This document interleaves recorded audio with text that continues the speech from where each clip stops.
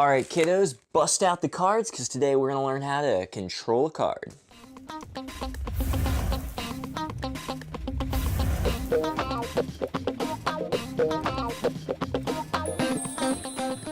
Controlling a card is how you make sure you know where the position of a card is at all times. You make sure that when they pick a card, you can either control it to the top or the bottom. I'm going to show you a couple different methods to be able to do this.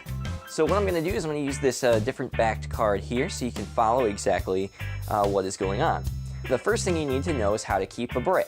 So when you spread out the cards to have somebody select a card, this will represent our selected card. Always make sure to tell them where to put it. So once they select a card, make a packet in your hand using mechanics grip and say go ahead and put the card back. As long as you're definitive, like saying, okay, go ahead and put the card back, and you say it quickly like you want to move on with the trick, they're not going to sit there for 10 minutes trying to shove the card in there because that will ruin the effect. You are then going to take the rest of the cards, which should be a little bit spread out in your hands, kind of like this, and you're going to put them on top and then square it up. In the guise of squaring it up, it looks like you're just still holding the deck in order to continue the trick, but I've actually used my pinky to mark the card. What you're doing is I'm actually pushing the cards in and I'm just holding my pinky on the inside to keep those cards at a break. It's a pretty exaggerated break, but all you really need is about the flesh of your pinky, and that'll keep the cards broken, and then you know your card is the one on top. Another way to do this is to say put the card back, they put it back, and you throw the cards back on top. All I'm doing there is I hold my pinky on top and I throw the cards on top. That way my pinky's really in there and marking where the cards are. To make sure that they don't see anything and the cards look pretty normal, what you want to do is you want to point the corner of the cards towards their eye. So that way, that's all they see. They won't see the big old break. You don't want them to see the break. Your hand covers the break on this side. This side is the only exposed part right there. From the front, it should look fine. Now, to get the card to the top, one method is to use what's called a double undercut. So what you're going to do is reposition your hand using biddle grip. When you grab the cards, just like you would for biddle grip, you're just going to grab it, maintaining that break. You're then going to do what's called a double undercut, where you cut about half the cards and put them on top, and half the cards and put them on top. And you see what's happened there is I've actually placed their card onto the top. So I'll explain again how that's done. So if we go back, here it is in biddle grip, maintaining that break. What you're actually going to do is you're going to grab about half the cards to the break, put them on top of the deck, like that. Then you're going to grab the rest, including the break, and there's that selected card, and that goes on top. At speed, it just looks like you're just cutting the cards. Just give the cards 2 cuts. Don't say, I'm going to just give the cards 2 cuts. That will reveal exactly what you're doing. Just do it. Just go ahead, put it back. You say perfect. Here's what we're going to do. We're going to try something else. And you don't mention that you cut the cards, you just do it. So you cut the card to the top. Now, there are several ways of maintaining the card on the top or getting the card to the bottom. First way is if you want to get the card to the bottom, you can do an overhand shuffle. All you need to do, again, if you don't know the overhand shuffle, go back to video 1, is you place that card, you scoop that first card off and put it at the bottom, and then you just do a riffle shuffle or an overhand shuffle all on the top. If you want to maintain the card on top, you can do what's called an jog shuffle. And what that looks like is this. That's it. So what I'm doing is I'm starting the shuffle like a normal shuffle, but when I go to put the cards over, I pull off one card and jog it backwards towards me about 1 inch. You can see that's quite a bit of space.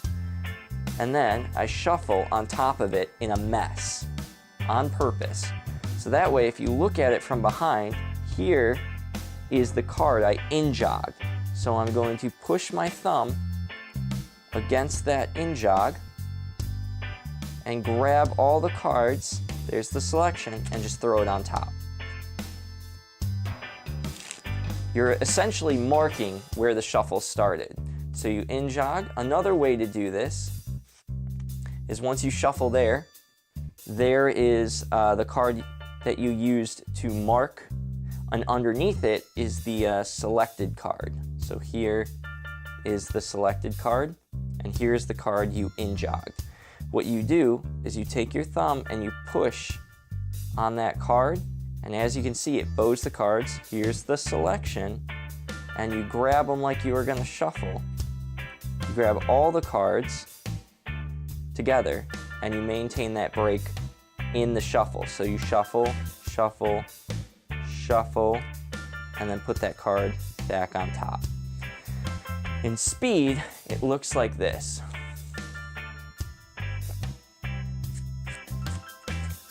It takes a little bit longer to do, and you want to be able to do it without thinking, and you want to do it while you talk. You don't want to do this silently, or they'll catch on to what's going on, because they'll watch exactly what your hands are doing, and this shuffle is not that deceptive that they can't see what you're doing. Another way to do this is with the Hindu shuffle.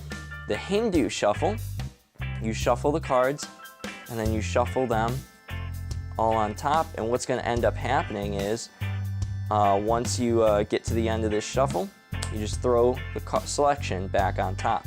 The way that this is accomplished is you start the Hindu shuffle like a regular Hindu shuffle. You then place these cards on top, and what you're going to do is use your ring fingers, your middle finger and your ring finger to grab the packet that you just put in. At the same time, you're going to scoop off the top cards. And then do a regular Hindu shuffle off of that break. Another thing you can throw in there, if you really want to be thorough, is a riffle shuffle. In order to do that, all you're going to do is practice holding back that last card, so it always ends up on top. You can always maintain it on top. Now, this is all about speed and performance, because if you sit there and go